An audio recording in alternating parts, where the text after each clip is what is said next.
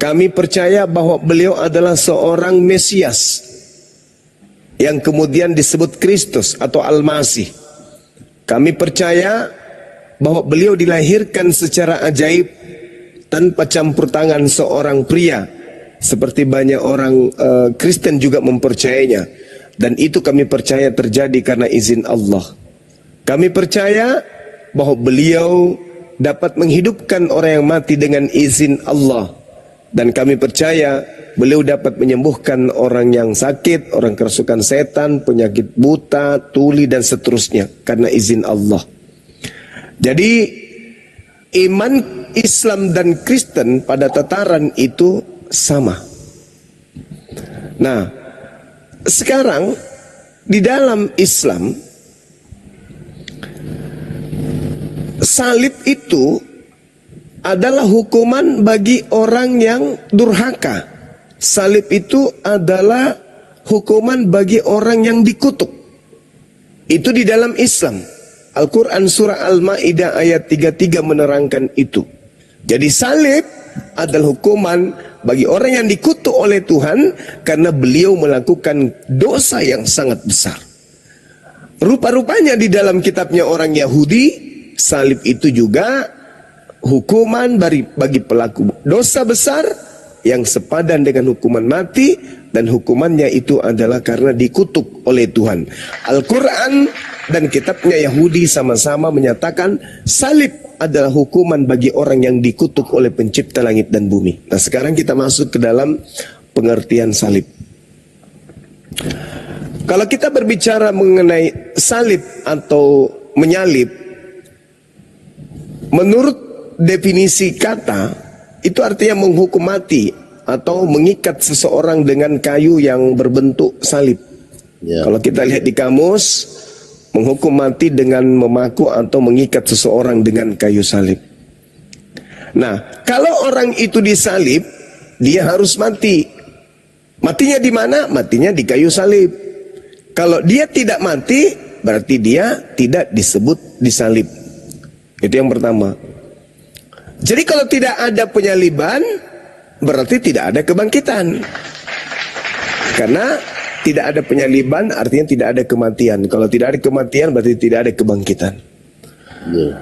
Nah, sedangkan kebangkitan ini sendiri adalah kembalinya dari kematian, kebangkitan kemudian artinya bahwa orang yang setelah mengalami kematian lalu kemudian dihidupkan. Jadi kalau berbicara mengenai kebangkitan artinya bangkit berarti tindakan hidup kembali setelah mati.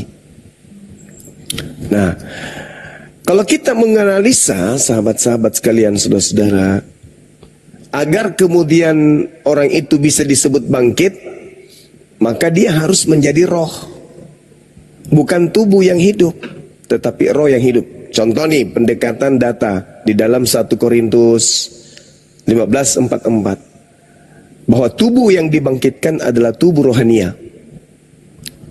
Di dalam Lukas pernyataan Yesus juga Lukas 20:36 bahwa tubuh yang dibangkitkan adalah tubuh rohania sama dengan malaikat. Jadi kebangkitan itu adalah bangkitnya tubuh rohania, bukan jasmani.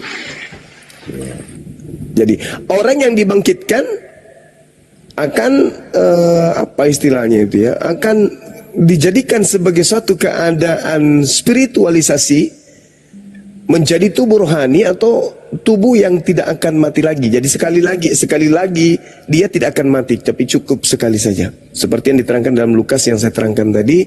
Tetapi mereka yang dianggap layak untuk mendapat bagian dalam hidup yang lain itu dan dalam kebangkitan dari antara orang mati tidak kawin dan tidak dikawinkan. Sebab mereka tidak dapat mati lagi. Mereka sama seperti malaikat-malaikat dan mereka adalah anak-anak Tuhan karena mereka telah dibangkitkan. Nah, kalau kita lihat di dalam Korintus 1 Korintus ya 15, demikian pula halnya dengan kebangkitan orang mati, ditaburkan dalam kebinasaan, dibangkitkan dalam ketidakbinasaan. Ditabur dalam kehinaan, dibangkitkan dalam kemuliaan, ditaburkan dalam kelemahan, dibangkitkan dalam kekuatan. Yang ditaburkan adalah tubuh alamiah, yang dibangkitkan adalah tubuh rohania. Berarti yang disebut kebangkitan adalah roh. Bukan bangkit jasad, ya, bukan bangkit jasad, tapi rohnya yang bangkit. Ini menurut pemahaman yang ada di dalam kitab Korintus dan juga di dalam kitab Lukas. Nah, kalau kita melihat Bang, sedikit lagi Bang, kalau kita melihat di dalam keadaan yang terjadi di dalam Lukas 24:37, mereka terkejut dan ketakutan karena menyangka mereka melihat hantu. Mengapa para murid mengira bahwa Yesus adalah hantu? Apakah Yesus terlihat seperti hantu? Tidak. Alasannya karena mereka hanya mendengar dari desas-desus bahwa guru mereka Yesus itu telah disalibkan. Mereka hanya mendengarkan berita-berita, mereka hanya mendengarkan kabar burung bahwa guru mereka telah mati, dan mereka mendengar dari informasi desas-desus bahwa guru mereka mati dan dikuburkan selama 3 hari. Itulah sebabnya kenapa mereka menyangka bahwa yang mereka lihat ini adalah hantu. Karena tidak ada dalam benak mereka kalau guru mereka itu akan bangkit dari kematian, keluar dari kubur. Itu nggak ada. Tidak ada dalam pikiran mereka guru mereka hari ketiga akan keluar. Nah, itu yang saya ingin sampaikan, bahwa Isa atau Yesus dalam pandangan Islam itu tidak mengalami kematian, tapi langsung terangkat ke langit. Sementara yang disalibkan itu adalah orang yang menggantikan beliau. Wa ma qatalu wa ma salabu walakin syubbiha lahum, seirama dengan apa yang diterangkan oleh khutbah Petrus dalam Kisah Para Rasul 2 nomor 31 sampai 33. Demikian. Ya, betul.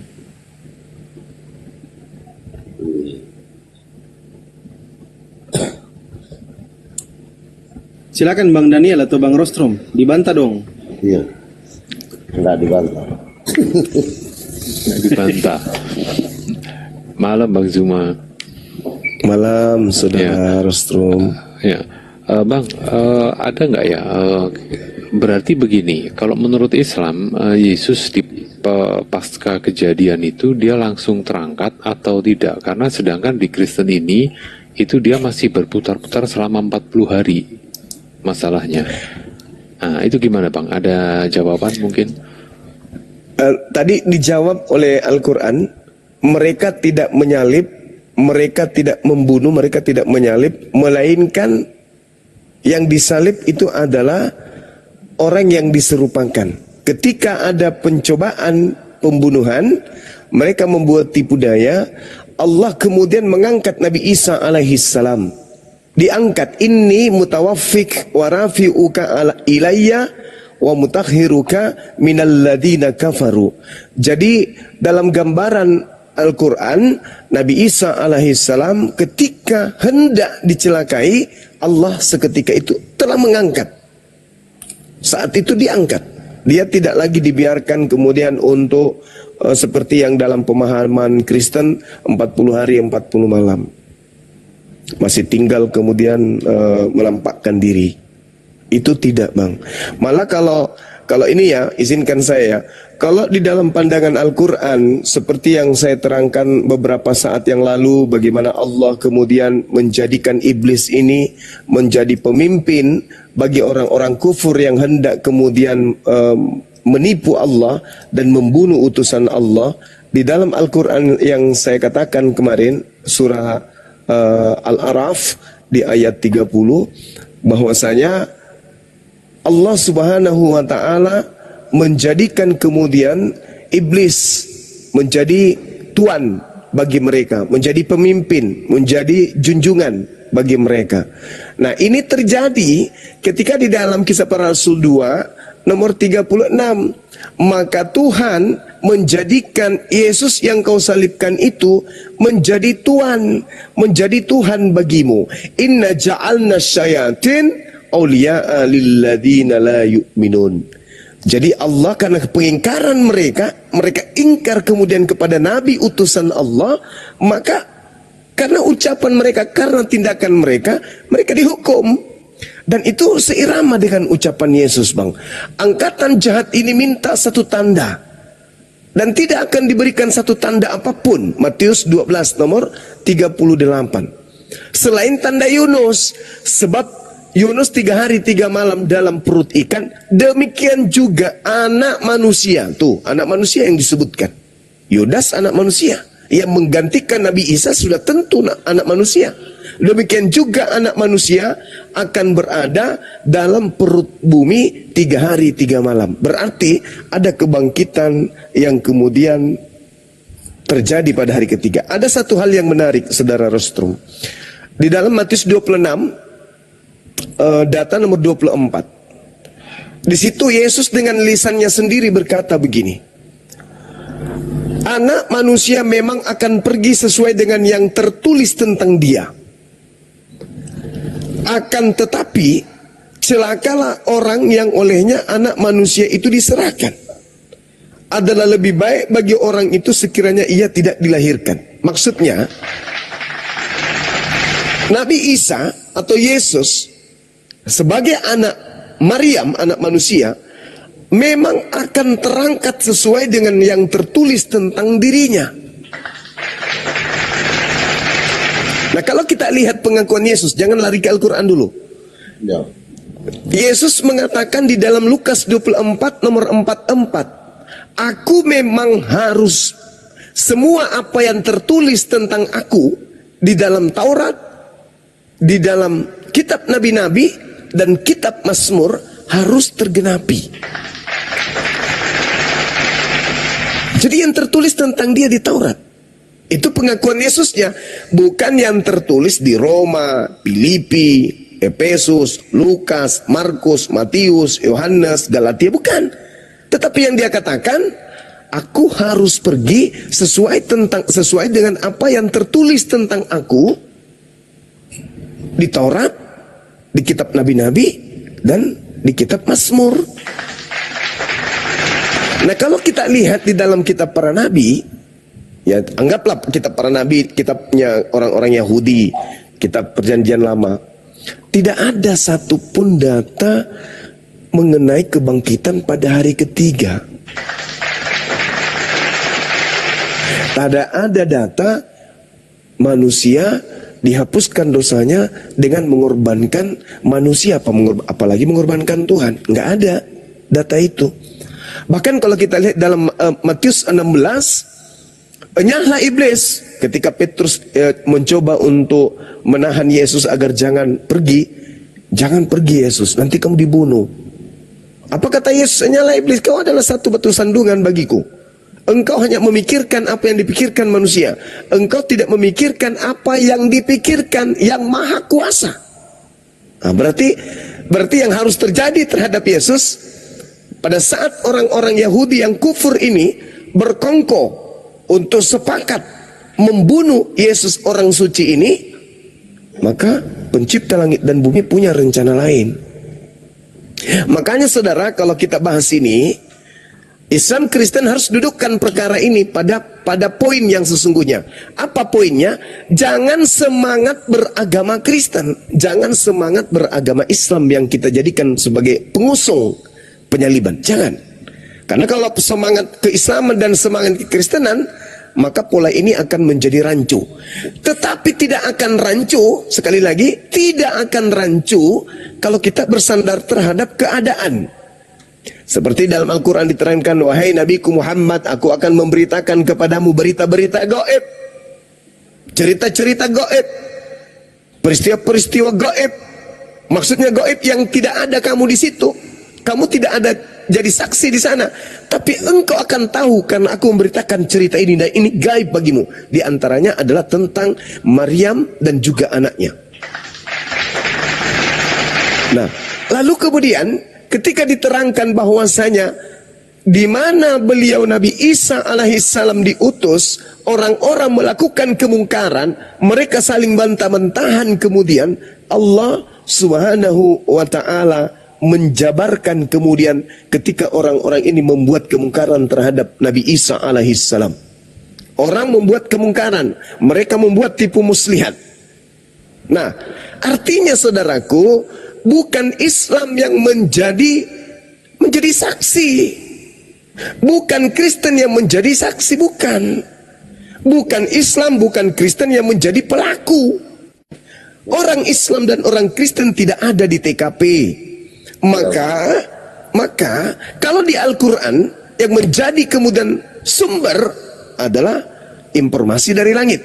Kalau dalam Bible yang menjadi sumber adalah kesaksian orang-orang. Nah, kesaksian orang-orang tentu bukan menceritakan tentang bagaimana doktrin yang ada di dalamnya, tetapi betul-betul menceritakan posisi sesungguhnya terkait dengan apa yang terjadi terhadap Yesus dan orang-orang yang ada pada zaman itu. Nah, alhasil kalau di Al-Quran jelas, falamma ahassa Isa minhumul kufra qala man ansari ilallah. Ternyata orang-orang Yahudi, bukan Kristen, ternyata orang-orang Yahudi melakukan kemungkaran, melakukan keingkaran, melakukan satu tindakan mufakat, makar untuk melakukan pembunuhan terhadap Nabi Isa alaihissalam menurut Al-Quran. Dan ternyata saudara-saudara sekalian, di luar konsep kekristenan dengan embel-embel dosa waris dan seterusnya, rupa-rupanya peristiwa itu terjadi bersih, tidak ada campur tangan doktrin di dalamnya. Di mana itu tertulis? Di dalam Yohanes 11 nomor 45 sampai nomor 57. Subhanallah. Bersih tanpa campur tangan Paulus. Bersih tanpa campur tangan kemudian doktrin dan dogma bapak-bapak gereja. Saya bacakan, izinkan saya. Banyak di antara orang-orang Yahudi yang datang melawat Maria. Ini cerita tentang bagaimana Yesus membangkitkan saudara Maria Lazarus. Dan menyaksikan Yohanes 11, 45, 57. Ini bersih dari doktrin. Nggak ada embel-embel mimbar gereja, tidak ada embel-embel perpuluhan gereja, tidak ada embel-embel baptis gereja, atau apapun itu. Nggak ada, murni. Sama seperti yang diterangkan oleh Al-Quranul Karim. Banyak di antara orang Yahudi yang melawat Maria dan menyaksikan sendiri apa yang telah dibuat Yesus kepadanya. Tetapi, nah ini, ada yang mencoba untuk melaporkan, cemburu, iri, bahaya, terancam mereka. Ada yang pergi melapor kepada orang Farisi dan menceritakan kepada mereka apa yang telah Yesus lakukan. Lalu imam-imam kepala dan orang-orang Farisi memanggil mahkamah agama untuk berkumpul, dan mereka berkata, apa yang harus kita perbuat sebab Yesus ini membuat banyak mujizat. Ini latar belakangnya. Jadi tidak ada tendensi doktrin, tidak ada tendensi Kristen di sini, nggak ada. Murni, nggak ada dogma di sini, nggak ada doktrin. Orang-orang Yahudi, orang-orang Farisi, imam kepala, mahkamah agama berkumpul, sidang mendadak mereka. Apa yang harus kita lakukan katanya? Apa yang harus kita lakukan? Yesus ini bahaya, banyak melakukan mujizat. Apabila kita biarkan Yesus, maka semua orang akan percaya kepadanya. Dan kalau itu terjadi, maka orang-orang Roma akan datang dan akan merampas tempat suci kita serta bangsa kita. Nah, ketahuan. Ini latar belakang kenapa bangsa Yahudi ingin membunuh Yesus. Ingat? Jauhkan dulu doktrin dan dogma Kristen, begitu juga dogma Islam atau doktrin yang ada di Islam tentang ini. Jauhkan. Kata ini perkara terjadi pada bangsa Yahudi, bukan terhadap bangsa Islam, bukan juga terhadap bangsa Kristen. Bukan. Ini murni adalah kejadian di dalam rumah tangga Yahudi. Kita hanya penonton, kita hanya penikmat saja.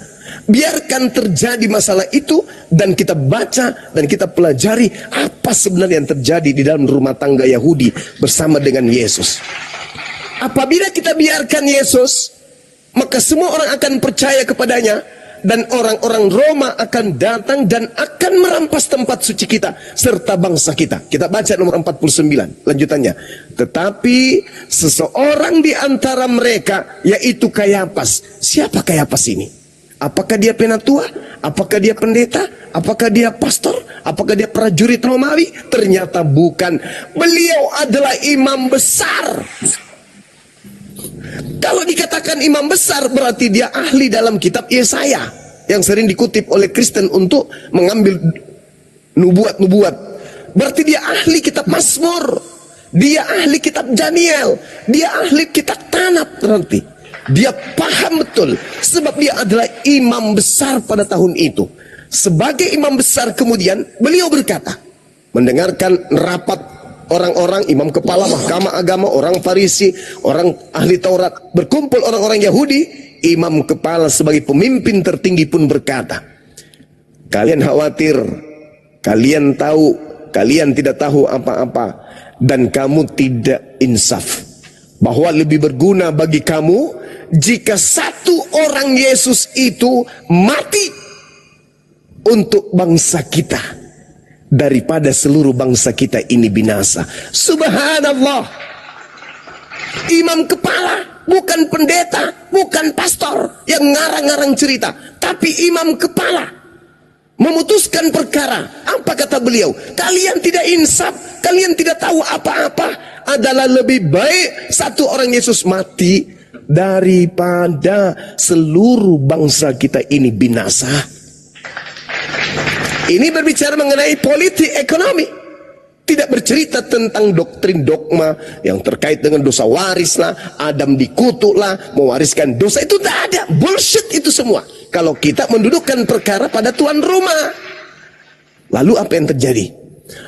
Lebih baik satu orang Yesus mati daripada seluruh bangsa kita binasa. Hal itu dikatakannya bukan dari dirinya sendiri. Nah, bukan dari dirinya sendiri, tetapi siapa yang mengatakan itu? Ilham dari Tuhan. Hal itu tidak dikatakannya bukan dari dirinya sendiri, tetapi sebagai imam besar pada tahun itu dia bernubuat. Keren kan? Dia tidak mengatakan dari dirinya sendiri, tapi dia bernubuat. Seorang imam kepala bernubuat harus dipercaya oleh orang Yahudi. Imam ini imam besar, bukan imam kecil, imam besar. Bernubuat. Apa isi nubuatannya? Nendang kali isi nubuatannya. Apa katanya? Yesus akan mati untuk bangsa Israel. Dan bukan untuk bangsa Israel yang ada pada tempat itu saja, tetapi juga untuk mengumpulkan dan mempersatukan anak-anak Elohim yang telah bercerai-berai. Yehezkiel 5 nomor 12, sepertiga dari keturunan Yakub aku buat bercerai-berai, aku hembuskan ke seluruh penjuru mata angin layaknya angin. Inilah Yesus harus mati untuk Bani Israel. Imam kepala bernubuat bukan dari dirinya sendiri, tetapi dia mengatakan Yesus ini harus mati untuk bangsa Israel, bukan untuk bangsa Batak, bukan untuk bangsa Toraja, bukan untuk orang Manado, bukan untuk orang Cina, bukan untuk orang Flores, bukan untuk orang apapun itu yang merasa dirinya sebagai Kristen, Katolik atau apapun sektenya. Bukan. Tetapi Yesus dibunuh oleh pelaku, dasar pijakannya itu hanya karena takut bangsanya dirampas oleh penjajah Romawi. Loh, kok bisa kayak gitu? Yes, Anda lewat, pendeta lewat, lulusan STT lewat, S2, S3, S4, S5, S tontong dari teologi Kristen lewat semuanya. Kenapa? Karena yang bernubuat ini adalah imam kepala tertinggi. Karena itu, apa katanya? Ketika dikatakan, dan bukan hanya untuk bangsa itu saja, tetapi untuk mengumpulkan dan mempersatukan anak-anak Elohim yang tercerai-berai. Apa yang terjadi? Apa intinya? Baca nomor 53. Apa itu? Mulai hari itu mereka sepakat untuk membunuh Yesus. Sebelumnya tak ada di dalam kitab Yesaya, di dalam kitab Daniel, di dalam kitab Yeremia, di dalam kitab Kejadian, di dalam kitab apapun itu, tidak ada cerita-cerita untuk membunuh orang suci, untuk membunuh orang yang dikasihi, untuk membunuh orang benar. Itu tak ada. Teu aya, ndek nara. Itu nggak ada. Muncul kemudian prinsip untuk membunuh Yesus, asas pembunuhan berdasarkan atas apa? Takut bangsanya dirampas oleh Roma, saudara-saudara. Maka mulai hari itu mereka sepakat membunuh Yesus. Nah, Kristen muncul ratusan tahun kemudian. Oh, Yesus turun ke bumi memang untuk nebus dosa. Saudaraku, cerita itu tidak ada pada saat kejadian di dalam rumah tangga Yahudi. Siapa kalian yang sok tahu? Sedangkan pada saat itu, setelah mereka sepakat membunuh Yesus, apa reaksi Yesus? Baca 54. Karena itu Yesus tidak tampil lagi di muka umum di antara orang-orang Yahudi. Yesus berangkat dari situ ke daerah dekat padang gurun, ke sebuah kota bernama Efraim, dan disitulah Yesus tinggal bersama-sama dengan murid-muridnya. Pada waktu itu hari raya Paskah, orang Yahudi sudah dekat, dan banyak orang dari negeri itu berangkat ke Yerusalem untuk mensucikan diri sebelum Paskah itu. Mereka mencari Yesus. Dan sambil berdiri di dalam bait Tuhan, mereka berkata seorang kepada yang lain, dari satu orang kepada seorang yang lain, bagaimana pendapatmu? Akankah Yesus akan datang ke pesta ini? Sementara itu imam-imam kepala dan orang-orang Farisi telah memberikan perintah supaya setiap orang yang tahu di mana Yesus berada agar melaporkannya, agar mereka dapat menangkap atau membunuh Yesus. Wow, kemana para pendeta saat itu? Kenapa? Kemana kemudian pastor? Kemana jemaat-jemaat mingguan? Kemana bom-bom? Kemana Edis? Kemana RK? Kenapa kalian tidak ke situ? Kasih jawaban kepada mereka. Imam kepala, ente salah. Yang benar, Yesus ini harus kita bunuh. Bukan karena takut kepada dirampasnya bangsa ini oleh orang Roma, bukan. Tetapi karena dosa kita dari Adam. Saya yakinkan orang-orang ini akan diludahi mentah-mentah oleh orang Yahudi. Gak ada cerita itu. Gak ada. Endingnya adalah Yesus ingin dibunuh. Sekarang permasalahannya di mana? Pencipta langit dan bumi yang mengutusnya, ketika ternyata orang-orang Yahudi dan orang-orang Yahudi ingin membunuh utusan Tuhan karena takut bangsanya dirampas oleh Roma. Apakah pencipta yang mengutusnya begitu indah, tanpa ayah, dengan berbagai macam mukjizat yang dilakukan di tengah-tengah Bani Israel, membiarkan utusannya teraniaya hanya karena keserakahan? Atau yang diterangkan oleh Al-Quran itu yang terjadi? Aku ketika melihat, wahai Nabiku Isa alaihi salam, pengingkaran umatmu, mereka mengingkari, mereka membuat tipu daya, mereka kemudian melakukan sesuatu yang tidak aku sukai. Isqalallahu ya Isa, inni mutawaffik wa rafi'uk ilayya wa mutahhiruka minal ladina kafaru. Aku mengangkat engkau wahai nabiku setelah kaummu, umatmu melakukan makar tipu daya muslihat ingin membunuhmu. Saudara Kristen, kalau Anda tenangkan saraf-saraf di kepala Anda, duduk tenang sambil ngopi, Anda baca coba Matius 4 atau Matius 1. Matius 4 yang Anda baca coba, atau Lukas 4 yang Anda baca. Duduk pelan-pelan. Iblis datang kemudian kepada Yesus. Apa kata iblis? Hei Yesus, jika engkau ini betul-betul utusan yang maha tinggi. Kalau orang Yahudi bilang anak itu hamba yang diutus atau Mesias atau orang yang diurapi Tuhan, orang pilihan, juru selamat kepada kaum yang diutus kemana dia diutus. Jika engkau adalah anak yang maha tinggi, utusan yang maha tinggi, hamba yang maha tinggi, kekasih yang maha tinggi, orang yang intim kepada yang maha tinggi, maka ada tertulis tentang engkau. Engkau tidak bisa kena bahaya, engkau tidak bisa kena penyakit, engkau tidak bisa kena sengat ular, engkau tidak akan kena racun, engkau tidak akan mati, bahkan sekedar kakimu terantuk kepada batu pun tidak akan diizinkan. Buang dirimu ke bawah. Jatuhkan dirimu ke bawah. Jika engkau betul adalah anak Elohim, maka Elohim akan mengutus malaikatnya untuk menatang engkau di tangannya, agar kakimu tidak terantuk kepada batu. Ada tertulis. Apa kata Yesus? Jangan kau mencobai Tuhanmu. Orang Kristen memelintir. Karena memang dasar ingin menyesatkan, dipelintir. Seakan-akan jangan engkau mencobai Tuhan Allahmu, itu Yesus, jangan dicobai. Padahal awalnya sebelum Yesus berkata seperti itu, Yesus, jika engkau anak Tuhan, jatuhkan dirimu ke bawah. Sebab ada firman Tuhan yang berbunyi, aku akan mengutus malaikatku untuk menjaga anakku agar kakinya tidak terantuk kepada batu. Aku akan mengutus malaikatku. Dan ternyata memang tertulis di dalam Mazmur 91 dari ayat 1 sampai ayat 16 terinci sekali tentang penyelamatan Tuhan terhadap Nabiullah Yesus alaihi salam atau Isa al-Masih.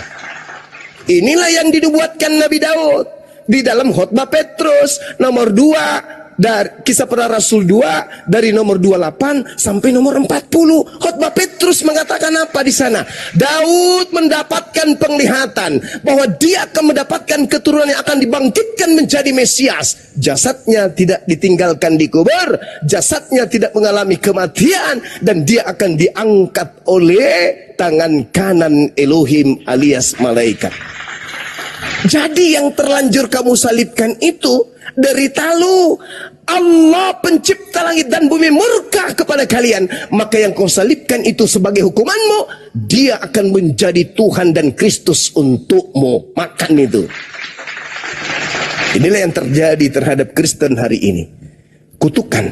Sehingga dia mengatakan Kristus telah menebus kita dari kutuk hukum Taurat dengan jalan menjadi kutuk karena kita, sebab ada tertulis, terkutuklah dia yang mati di atas tiang salib. Jadi Kristen ini menerima hadiah kutukan dari pencipta langit dan bumi. Yang mereka sembah adalah makhluk yang dikutuk. Nabi Isa, Yesus orang suci kawan-kawan. Tidak mungkin beliau teraniaya. Tidak mungkin beliau teraniaya. Tidak mungkin. Tidak mungkin. Bahkan yang ingin menganiayanya, apa kata Yesus dalam Yohanes 8, 37, 38, 39 sampai nomor 45. Apa kata Yesus? Kamu ingin membunuhku sebab kamu tidak memiliki firmanku di dalam dirimu. Berarti orang-orang yang ingin membunuh Yesus bukan sedang ingin menjalankan firman yang ada di dalam Yesaya, di dalam Mazmur, di dalam kitab Daniel. Tidak, bukan sama sekali, bukan. Tapi karena iblislah yang menjadi bapaknya, sehingga mereka ingin membunuh Yesus, manusia suci tersebut. Ini kawan, jadi Kristen duduk di luar dulu, Islam duduk di luar dulu. Biarkan kejadian ini kita olah, kita bedah dengan pisau akademisi. Kalau kita orang berpendidikan dan orang punya intelektual tinggi, kejadian itu terjadi di Yerusalem, kejadian itu adalah orang Yahudi pelakunya, dan korban di situ adalah Yesus. Sementara pencipta langit dan bumi menyaksikan keadaan itu. Apakah mungkin utusan Tuhan yang Maha Suci ketika dia mengatakan, inilah anakku yang kukasihi, kepadanya aku berkenan, barang siapa yang percaya dia akan hidup, barang siapa yang tidak percaya dia akan mati dalam dosanya. Habis itu dibunuh gitu. Hah? Tidak mungkin, itu satu kemustahilan. Maka saudara-saudara, sekali lagi saudara Restro, yang terjadi bukan yang diceramahkan, yang dihotbahkan pendeta karena duit pulus, bukan. Tapi yang terjadi adalah apa yang diwartakan oleh saksi. Ingat, Yohanes, penulis Yohanes bukan murid Yesus. Akan tetapi, kredit plusnya adalah penulis buku Yohanes menerima kesaksian-kesaksian. Baca di dalam Yohanes 21 nomor 24 nomor 25, rupa-rupanya wartawan buku Yohanes menerima kesaksian dari oknum yang kita tidak ketahui, yang menceritakan. Bisa jadi dia tahu, bisa jadi dia melihat, bisa jadi dia benar-benar adalah saksi. Meskipun cerita ini yang ada dalam Yohanes bukanlah firman Tuhan, bukan sabda Yesus, tetapi ingat, ini dituliskan berdasarkan hasil penyelidikan orang-orang terdahulu. Kalau hari ini adalah pemberitaan wartawan. Pemberitaan wartawan syarat dengan kebenaran, tetapi kebenaran yang dimuat di dalamnya bukan selevel dengan firman Tuhan, bukan selevel dengan sabda Nabi atau sabda Rasul, akan tetapi itu adalah karya ilmiah yang harus kita hargai. Makanya Al-Quran, Islam dalam hal ini dilarang menolak Bible, dilarang juga menerimanya. Berarti ada di tengah-tengah. Kenapa dilarang menerima? Karena bukan firman Tuhan. Kenapa dilarang menolak? Karena itu adalah ilmu. Saya kira begitu, saudara. Kristen adalah orang yang muncul belakangan dengan pola yang dia buat sendiri, sedangkan ada tertulis di dalam kitab sucinya sendiri, kitab yang dianggapnya suci. Oh, ternyata latar belakang terjadinya pembunuhan, pencobaan pembunuhan terhadap Yesus jelas kok ada di situ tertulis. Kenapa harus ngarang? Oh, itu sudah dinubuatkan. Kalau itu sudah dinubuatkan, Imam Kayafas akan mengkhotbahkan, saudara-saudara, sudah tertulis di kitab kita, inilah Mesias yang kita tunggu-tunggu untuk datang nebus dosa-dosa kita. Yesus apalagi? Pasti dia lebih tahu. Tapi yang tertulis di sana apa? Karena itu Yesus tidak lagi tampil di muka umum di antara orang-orang Yahudi. Ia berangkat dari situ ke daerah dekat padang gurun, ke sebuah kota yang bernama Efraim, dan di situ ia tinggal bersama murid-murid. Kenapa bukan dia yang mempelopori? Wahai Imam Kayafas, wahai imam kepala, wahai orang Farisi, wahai kemudian mahkamah agama, telah tertulis dalam kitab kita tentang aku akan datang dan akan mati nebus dosa kalian. Ayo panggil siapa panitianya, siapa kemudian yang akan menjadi eksekutor, siapa algojo, siapa yang menyiapkan salib, hari apa, di mana kita adakan, siapa panitia, siapa kemudian yang bertugas untuk nangkap saya. Ayo kita siapkan ya, pukul sekian. Baik paman. Itu. Jadi tidak ada upacara-upacara yang menyakitkan, ditampar, diludahi, nggak ada. Seketika ikhlas dan tidak ada teriakan Eli, Eli lama sabaktani. Nggak ada itu, nggak ada. Sudah direncanakan, nggak ada. Sekarang mari kita pukul kecapi, gendang dan kecapi untuk menyambut kematian Tuhan kita. Itu yang harus terjadi, bukan cerita-cerita yang justru bertentangan dengan keadaan yang sesungguhnya. Makanya Al-Quran menolak penyaliban. Seperti itu, saudara-saudara. Jadi hari ini peringatan kenaikan Yesus Kristus, ya saya katakan silakan Anda merayakan, itu adalah hak saudara-saudara. Tapi naiknya tidak mengalami kematian terlebih dahulu, akan tapi langsung diangkat oleh pencipta langit dan bumi, karena beliau adalah hamba yang suci. Kisah Para Rasul 4 nomor 30. Saya kira demikian. Saya minum kopi dulu, silakan. Ada tamu, ada Abang Afida di sini. Masya Allah. Ya, lanjut dulu Bang. Ya, silakan Bang Daniel. Waduh, saya tidak bisa. Oke, kita sapa dulu yang lain mungkin ya. Ini ada Bro Admin dari Katolik juga, sama Bang Obert. Silakan dibuka mute-nya. Ini kayaknya kalau tidak salah ini Pak Pendeta Obert ini. Aduh, sorry. Dibuka kembali mute-nya Pak Pendeta Obert. Sabar Bang Daniel, di mute dulu ya. Oh ya, silakan. Nah, Pak Pendeta Obert ini, kalau pendeta silakan dibuka kembali mute-nya. Bro Admin, selamat malam. Selamat malam Bang Hosh. Iya, sama-sama Kristen ya Bang Obert sama Bro Admin ya. Betul, saya Kristen Ya. Bang Fandi. Siap, Pak Pendeta apa kabar? Saya enggak pendeta Bang Oh, Fandi. baik, siap. Oke, Bang Afidas, Assalamualaikum warahmatullahi wabarakatuh. Bang Afidas, selamat bergabung, Masya Allah. Silakan teman-teman Kristen, kalau Pak Pastor Rostrom, Bang Daniel, atau Bro Admin, atau Bang Obert mau tanggapi apa yang dinarasikan oleh Bang Zuma tadi, silakan. Kami kasih ruang untuk teman-teman Kristen. Baik Bang. Silakan. Ada dua tadi menarik yang disampaikan Bang Zuma.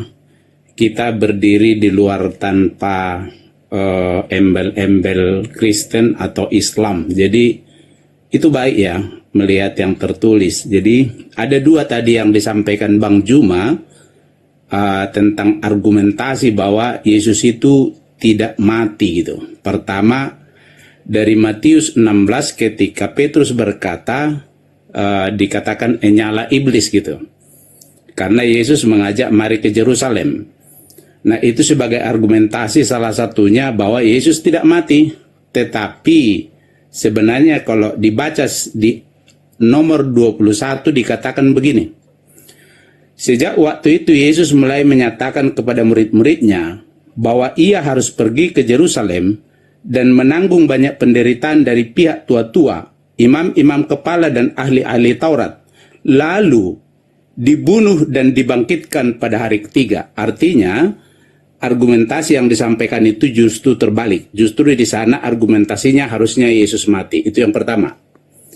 Yang kedua, dari Lukas 24. Itu benar bahwa harus digenapi yang tertulis tentang aku, yaitu di kitab Taurat, kitab Musa, dan kitab para nabi, bukan di kitabnya seperti kitabnya Paulus gitu ya. Nah, di sana juga argumentasi bahwa Yesus tidak mati. Tetapi kalau dibaca sebenarnya di nomor 46 dikatakan begini. Kalau diikuti tadi yang digenapi itu di nomor 44. Tapi di nomor 46 dikatakan begini. Katanya kepada mereka, ada tertulis demikian, Mesias harus menderita dan bangkit dari antara orang mati pada hari yang ketiga. Artinya dari dua perikop yang diambil Bang Zuma, dua-dua justru menyatakan mati, bukan menyatakan tidak mati. Mungkin itu saja. Makasih Bang Fani. Baik, silakan Gurunda. Bang Zuma masih minum selanjutnya. Baik, terima kasih atas materi yang disanggah tadi terkait dengan apa yang saya uraikan. Jadi gini, Al-Quran saya mengatakan ada penyaliban. Ada penyaliban. Penyaliban itu terjadi, pembunuhan pun terjadi. Akan tetapi keadaan itu hanya diserupakan bagi mereka bahwa yang dibunuh itu adalah manusia suci tersebut. Pembunuhan ada.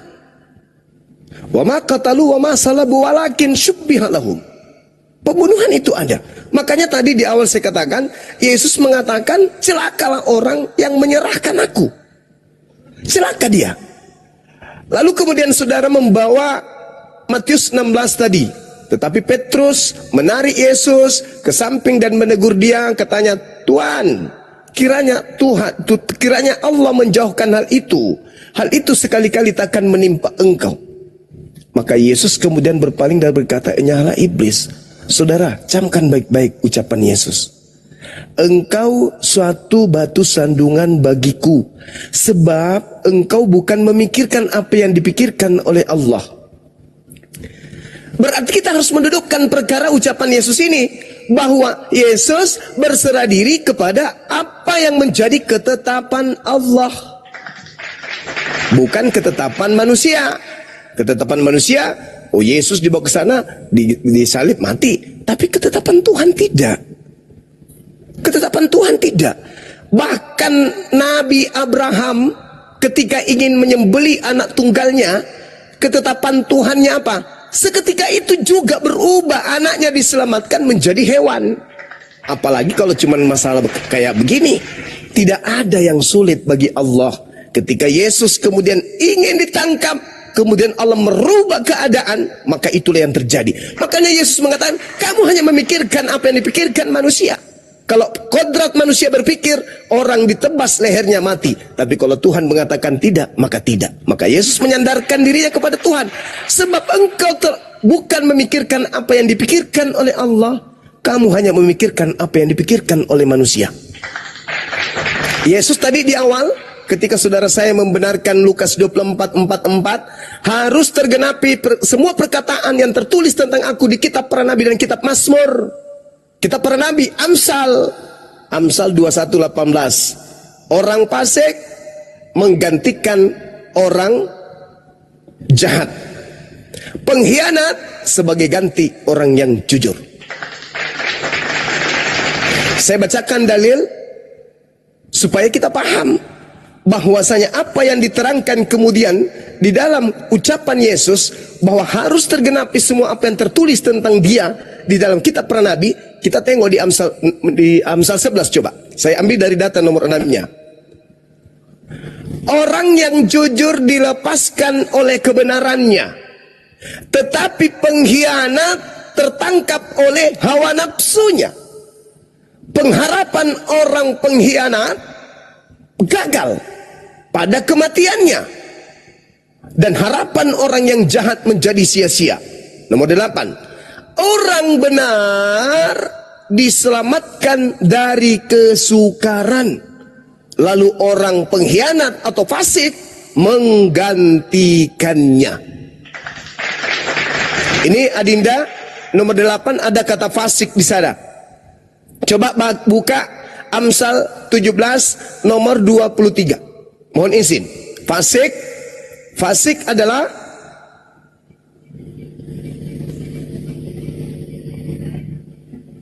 Fasik adalah orang menerima hadiah suapan dari pundi-pundi untuk membelokkan jalan hukum. Orang fasik adalah orang yang menerima suap. Siapa yang menerima suap? Yudas atau Yesus? Nah, Yudas. Kembali kepada data tadi, orang benar diselamatkan dari kesukaran, lalu orang fasik menggantikannya. Yesus yang harus kita jadikan sandaran, kan? Yesus mengatakan harus tergenapi apa yang tertulis tentang aku di kitab para nabi. Bukan kitab Roma, Galatia, bukan. Tapi harus kembali kepada kitab tanah, kata Yesus. Itulah yang harus terjadi. Makanya dikatakan oleh Yesus, kamu hanya memikirkan apa yang dipikirkan manusia. Kamu tidak memikirkan apa yang dipikirkan oleh Allah. Allah memikirkan aku akan menyelamatkan orang benarku, dan orang fasik akan aku jadikan sebagai penggantinya. Maka Al-Quran mengatakan, wa ma qatalu wa ma salabu walakin syubbihalahum.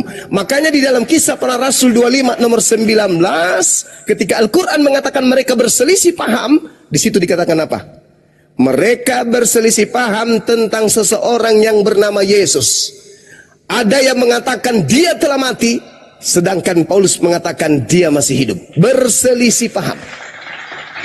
Yang bikin rancu kemudian munculnya pemberitaan dari Markus 16 nomor 12. Saya rasa saudara Kristen ini orang terpelajar Bible, tolong nanti bantu saya untuk mencari jawabannya.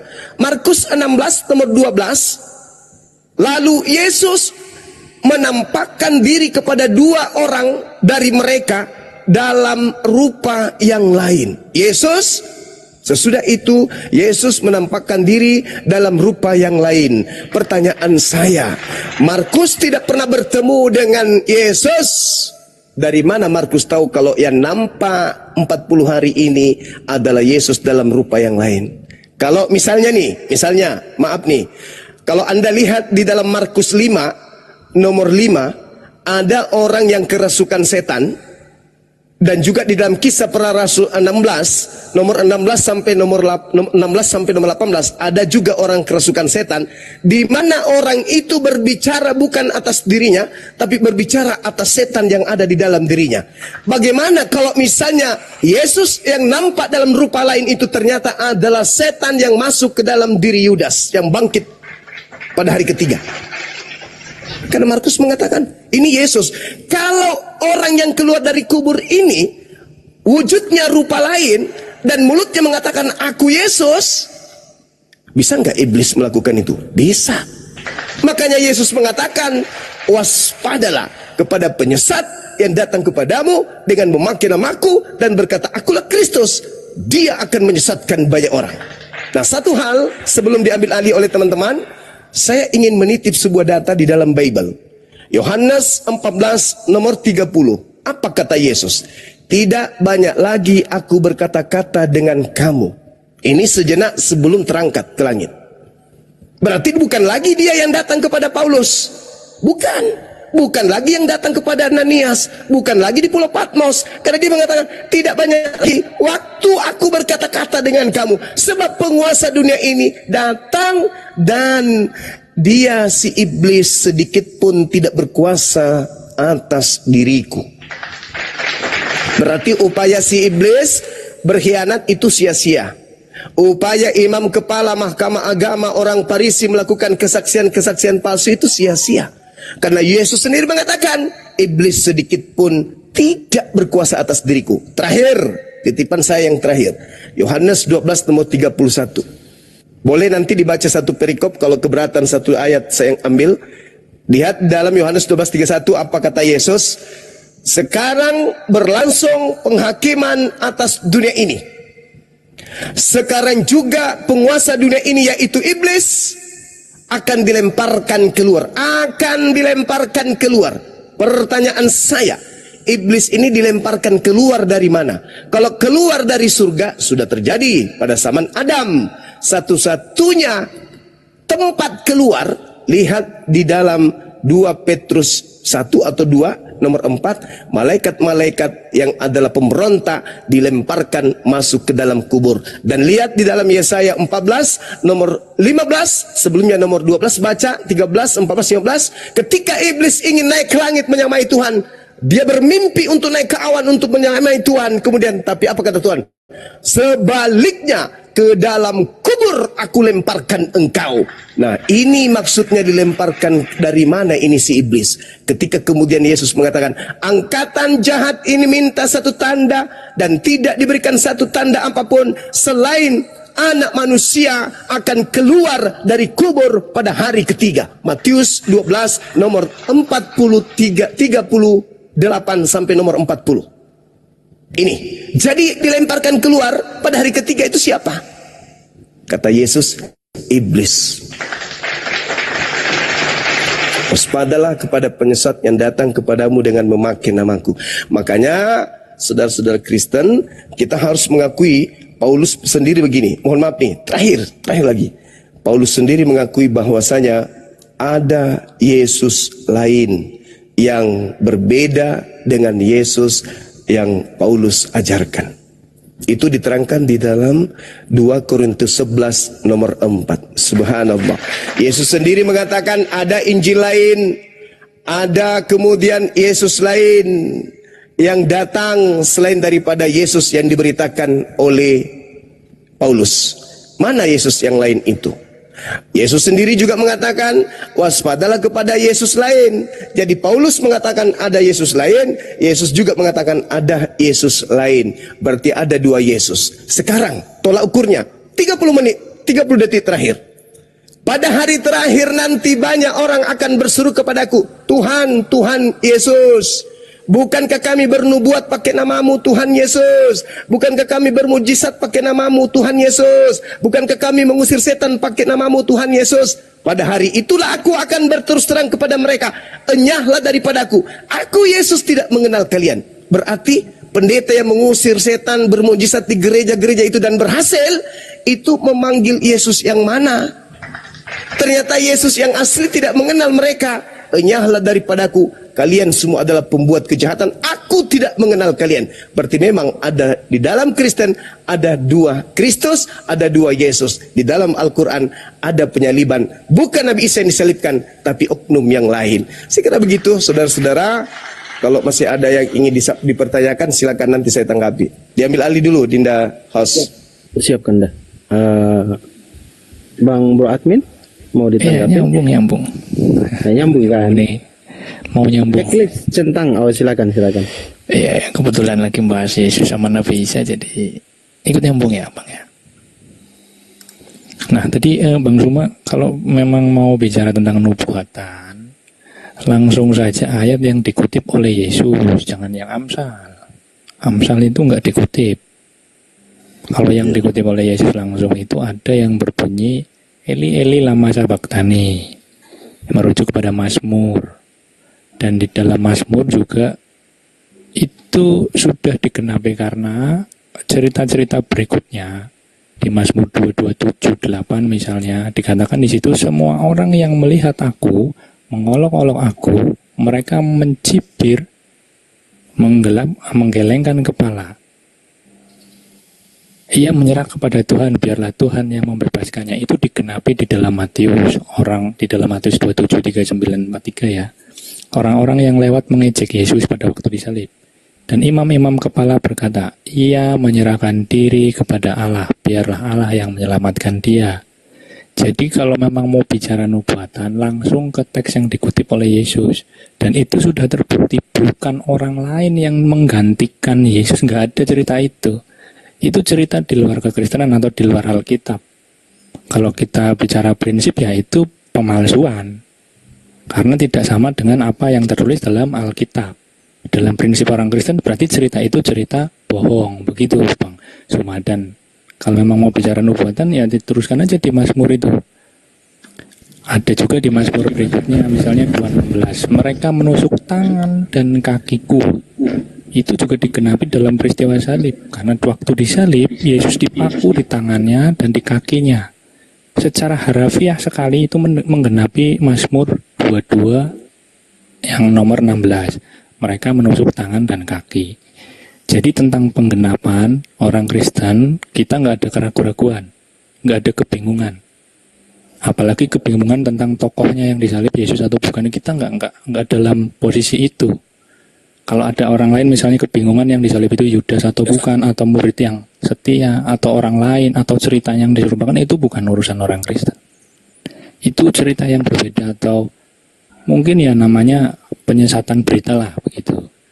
Kemudian lagi tadi tentang kenampakan ya, yang sesudah itu yang di dalam Markus 16:12 bahwa ada orang yang atau murid tidak mengenali Yesus, betul. Itu dikatakan rupa yang lain. Jadi di dalam Lukas 24:16 dikatakan bahwa mata mereka seperti dihalangi sehingga mereka tidak mengenali Yesus. Jadi semacam ada penghalang. Kalau bagaimananya kita nggak ngerti, tapi kalau dalam pengajaran orang Kristen ya secara simbolis ini sedang menunjukkan misteri kebangkitan. Bukan sedang menunjukkan ada orang lain yang diserupakan, nggak ada cerita seperti itu. Nah, yang terakhir tadi ya tentang lumayan banyak ya. Di Yohanes 14:30, aku tidak akan berkata-kata banyak lagi dengan kamu, sebab penguasa dunia ini datang dan ia tidak berkuasa sedikit pun atas diriku. Kalau dalam ayat ini yang tadi Bang Suma sampaikan, memang betul penguasa dunia ini ya si setan atau si iblis. Dan di ayat berikutnya disambung dengan sekarang berlangsung penghakiman atas dunia ini. Sekarang juga penguasa dunia ini akan dilemparkan keluar. Jadi ini dikatakan Yesus pada waktu penyalibannya ya, penguasa dunia ini merujuk ke iblis, dilempar keluar ini maksudnya dikalahkan atau dicabut otoritasnya. Bukan dilempar keluar kayak tadi keluar masuk neraka atau gimana, enggak. Bukan seperti itu.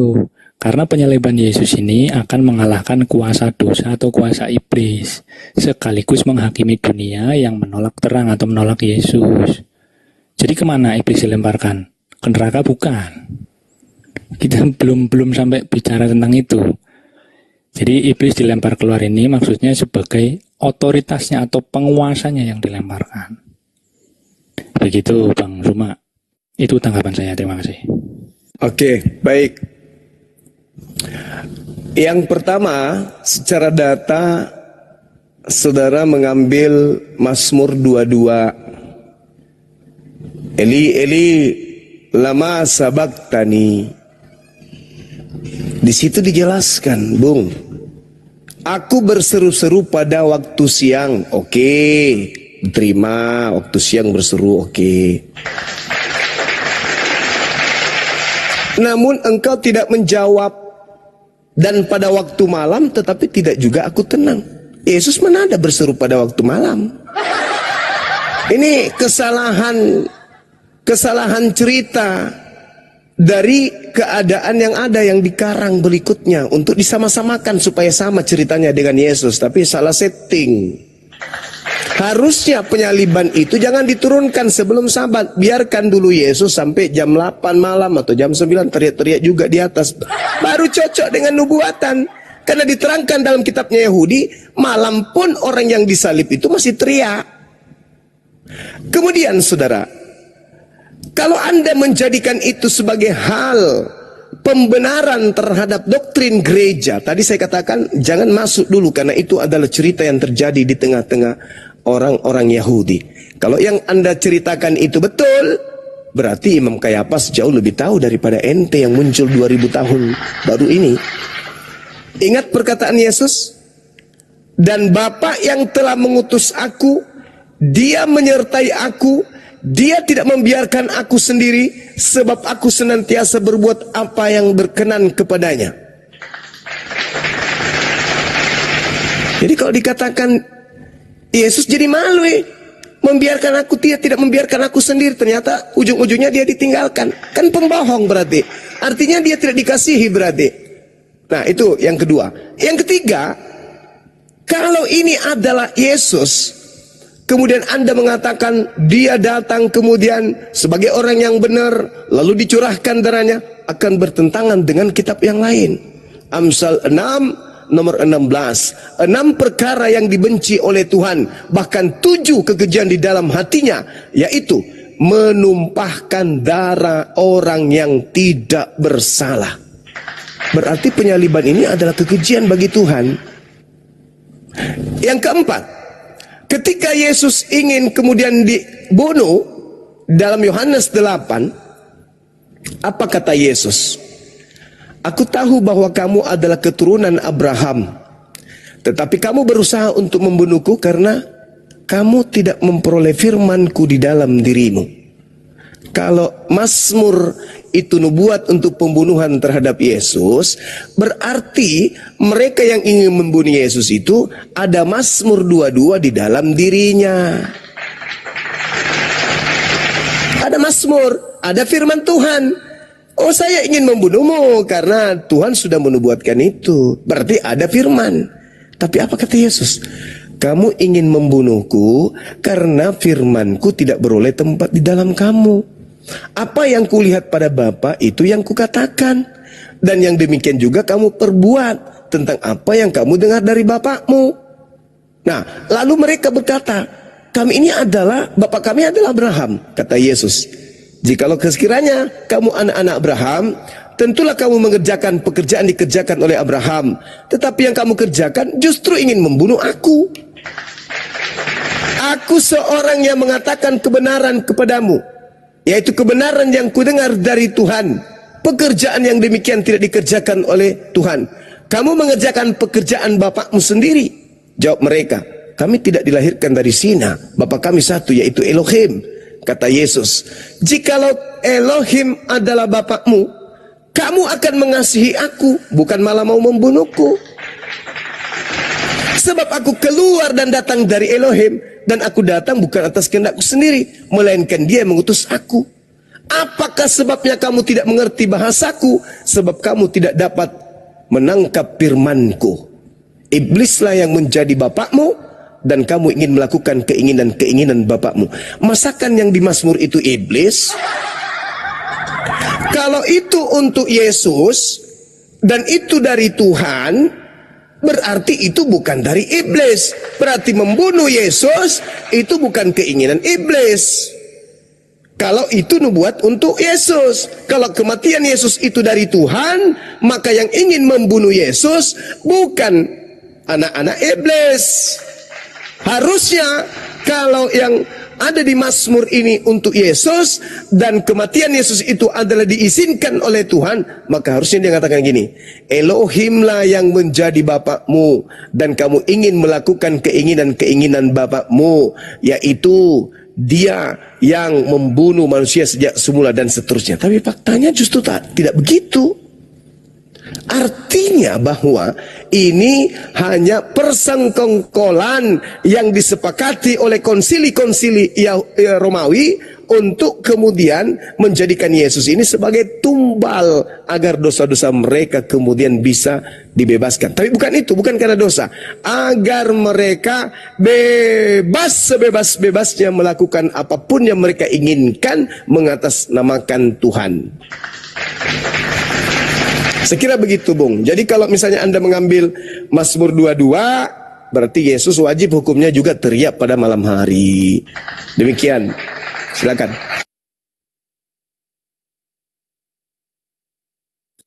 Ya. Kalau teriak malam harinya nggak ada, Bang. Yang ada itu mereka menusuk tangan dan kaki. Yang namanya nubuatan, kalau tadi dibilang pencocokan, ya memang kurang lebih seperti itu. Mencocok-cocokkan, dan ya memang cocok nyatanya. Jadi yang nggak cocok itu cerita tentang diserupakan atau Yesus yang lain. Begitu. Kemudian nyambung tentang Amsal, ya, kembali lagi tentang Amsal.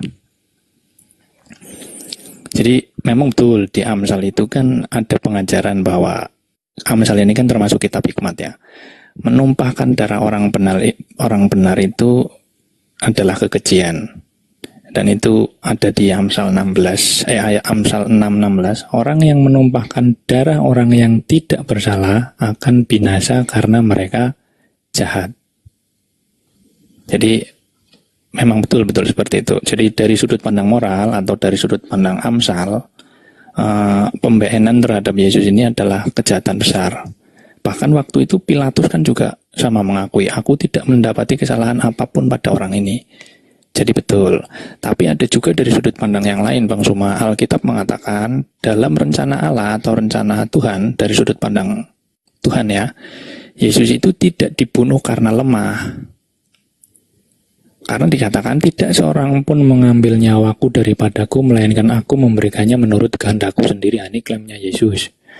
Dan Allah sendiri memang mengizinkan kejahatan itu terjadi, dan Yesus menerima penolakan, penghinaan, pemfitnahan, penangkapan, bahkan sampai penyaliban dan wafat. Yesus menerima itu, perbuatan apa yang dilakukan oleh orang-orang yang menolak.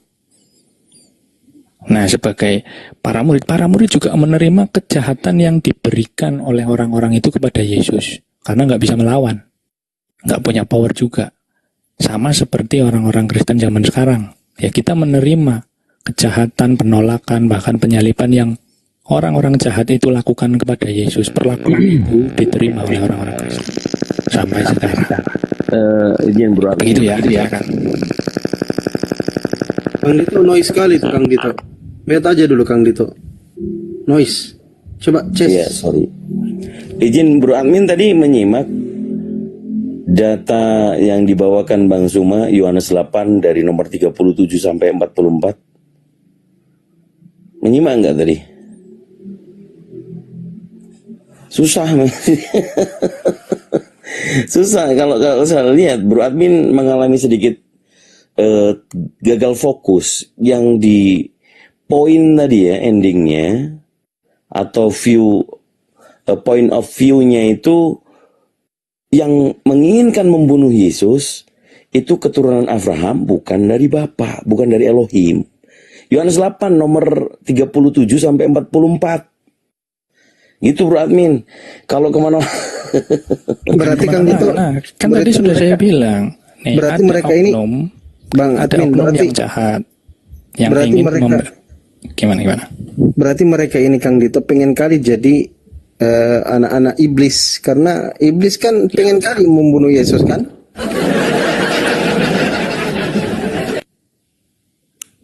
Bukan seperti itu, ceritanya nggak gitu. Jadi nih, oknumnya siapa saja? Pertama, orang yang membenci kepada Yesus dan dia menolak, bahkan menghasut dan memfitnah. Itu yang pertama. Orang yang kedua, para murid, orang yang sebagai pengikut. Ya, situasinya waktu itu orang yang membenci lebih banyak dan mereka berhasil menghasut. Orang yang menerima Yesus tidak bisa melakukan apa-apa, bahkan pembelaan. Orang yang membenci bahkan menggunakan tangan Romawi untuk menangkap Yesus. Orang yang para pengikut atau para murid itu hanya menerima perbuatan jahat yang dilakukan mereka. Kalau secara prinsip ingin Yesus wafat ya tidaklah. Siapa juga yang mau orang baik di PN. Tetapi kondisinya memang seperti itu. Bahkan Yesus sendiri yang sebenarnya bisa melawan, dia tetap menerima kok penolakan itu. Bahkan penangkapan itu sampai penyaliban. Jadi ada dua sudut pandang. Orang yang ingin Yesus wafat karena kebencian, bapaknya adalah iblis. Tapi orang yang percaya kepada Yesus, bahkan sekalipun Yesus ketika dibenci sampai disalib, itu adalah Bapa sendiri sama seperti Bapaknya Yesus. Berbeda. Kalau karena kebencian, ya kemudian membuat cerita-cerita yang lain misalnya, lah itu karena kebencian. Itu Bapaknya bukan Bapaknya Yesus, tapi si iblis, begitu. Oke. Jadi ketika Anda membawa kitab Mazmur, ya sekali lagi ya, boleh, tapi Kristen ini kan orang di luar dari kejadian penyaliban. Kristen hanya mencocok-cocokkan saja setelah menginginkan kemudian konsep dosa mereka ditebus, maka mereka mencocok-cocokkan. Makanya terjadi banyak ya kitab-kitab yang mereka tolak yang tidak berkesesuaian dengan dogma bapak-bapak gereja pada mula-mula. Anda lihat di dalam Mazmur 37 misalnya, nomor 28 dan seterusnya sampai nomor 40. Karena Yesus mengatakan harus tergenapi tentang aku apa yang tertulis di kitab Mazmur. Kalau Amsal tadi Anda sedikit agak menyampaikan pesan, wah itu kan cuma hikmah, bukan firman. Nah, sekarang kita lihat dalam Mazmur 37. Sebab Tuhan mencintai hukum. Berarti Tuhan mencintai hukum tebus dosa pakai binatang. Bukan pakai darah manusia. Dan Tuhan tidak meninggalkan orang yang dikasihinya. Yesus orang yang dikasihi. Jadi tidak mungkin teriak, Eli, Eli, kenapa lama sekali? Sampai selama-lamanya mereka akan terpelihara, tetapi anak cucu orang pengkhianat akan dilenyapkan. Saya baca pelan-pelan. Sebab Tuhan mencintai hukum, Tuhan tidak meninggalkan orang-orang yang dikasihinya. Inilah anakku yang kukasihi. Maka tidak boleh bertentangan. Makanya orang Kristen itu akan kebablasan untuk mencari pelampung. Kenapa? Karena Bible itu membantah dengan akurat. Sebab Tuhan mencintai hukum. Dan Tuhan tidak meninggalkan orang yang dikasihinya. Sampai selama-lamanya. Mereka akan terpelihara. Tetapi anak cucu sang pengkhianat orang fasik akan dilenyapkan. Orang-orang yang benar akan mewarisi negeri dan tinggal senantiasa. Mulut orang yang benar mengucapkan hikmat dan lidahnya mengatakan hukum. Lalu dikatakan orang fasik mengintai orang yang benar. Yudas mencari Yesus ke tempat persembunyian Yesus dan berniat membunuhnya. Orang fasik, pengkhianat mengintai Yesus yang benar dan berniat membunuhnya. Nomor 33. Tuhan tidak menyerahkan orang benar tersebut ke dalam tangan orang fasik tersebut. Tuhan tidak membiarkan orang benar ini dikatakan sebagai orang terkutuk pada saat diadili.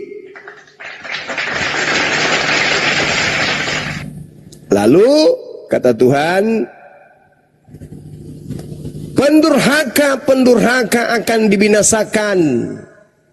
Masa depan orang fasik akan dilenyapkan. Orang benar diselamatkan oleh Elohim. Elohim adalah tempat perlindungan orang yang benar pada saat kesesakan terjadi. Tuhan menolong orang benar dan meluputkan orang benar. Tuhan meluputkan orang benar dari tangan-tangan pengkhianat dan menyelamatkan orang benar, sebab orang benar adalah berlindung kepada Tuhan, kepadanya. Apakah ini mau dibatalin? Yesus sendiri mengatakan harus terjadi apa yang tertulis tentang aku di dalam Mazmur. Aku orang benar, aku orang dikasihi, akulah jalan, akulah kebenaran. Arti harus terjadi dong. Orang benar harus dilindungi. Jadi tidak bisa kemudian. Nah kemudian ketika Anda mengatakan nubuatan yang harus terjadi tentang Yesus melalui ucapannya. Nih tak kasih melalui ucapannya kan ya. Eli Eli Saungkani itu terbantah karena itu hanya cocokologi. Sekarang ucapan Yesus sendiri nih. Kita lihat. Mungkin Dinda Fandi nanti bisa mengikuti dengan membuka dalil. Membuka ini. Matius 17 nomor 23. Yesus berkata. Mereka akan membunuh dia. Membunuh dia, bukan membunuh aku. Mereka akan membunuh dia dan bangkit hari ketiga. Matius 20 nomor 18. Yesus berkata, sekarang kita pergi ke Yerusalem dan anak manusia akan diserahkan kepada imam-imam dan mereka akan menjatuhi dia hukuman mati. Bukan aku, tetapi dia. Matius 20 nomor 28. Yesus berkata, sama seperti anak manusia datang bukan untuk dilayani, melainkan untuk melayani dan untuk memberikan nyawanya bagi orang yang banyak, bukan nyawaku. Markus 9 nomor 31. Yesus berkata, anak manusia akan diserahkan kepada manusia dan mereka akan membunuh dia, bukan membunuh aku. Markus 10 nomor 33. Mereka akan menyerahkan dia, bukan menyerahkan aku. Lukas 18:33. Yesus berkata, mereka menyesah dan membunuh dia, bukan membunuh aku. Ini ucapan Yesus. Ini ucapan Yesus.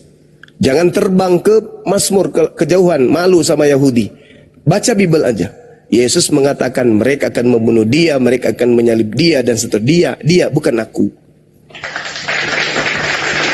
Tapi sebagai Kristen Anda harus berjuang. Oh enggak, itu maksudnya begini. Ya silakan aja.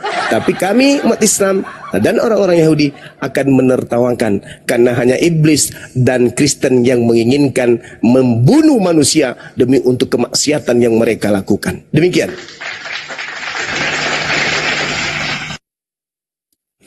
Ya, Bang Suma.